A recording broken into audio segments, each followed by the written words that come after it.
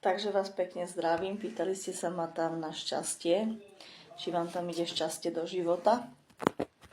Pozrieme sa na to, pozrieme sa anielov, či vám tam ide to šťastie. Lebo každá jedna, čo mi tam píše, tak vidím tam partnerstvo, vidím tam nezhody, vidím tam podvádzanie a už chcete mať ten život pevne.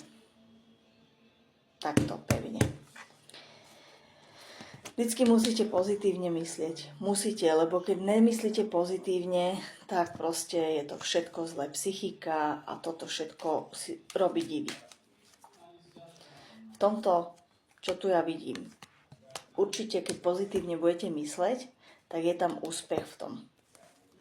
Je tam úspech. Máte tam áno.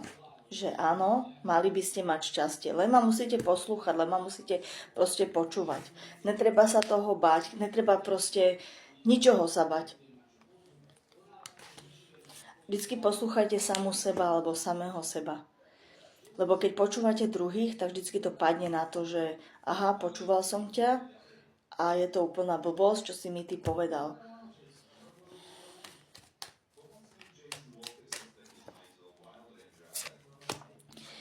Máte tu, že si máte zvoliť aj nový smer, nový život.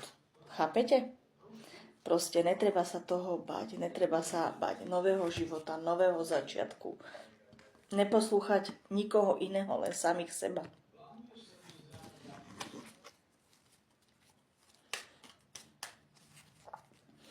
A nemáte to vzdávať, musíte ísť troška dopredu.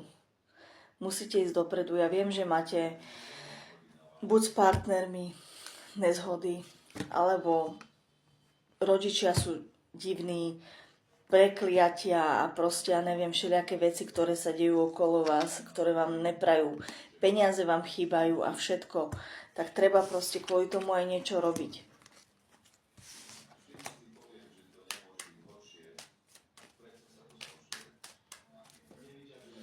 A máte tam hojnosť, máte tam kartičku hojnosť, takže by sa vám malo začať dariť v tieto obdobia. Marec, apríl, maj, ale mali by ste kvôli tomu niečo robiť. Nevzdávať sa hlavne, nevzdávať sa. A je tu kartička, že tu máte niečo lepšieho. Pozrieme sa druhých anielikov, čo vám títo povedia.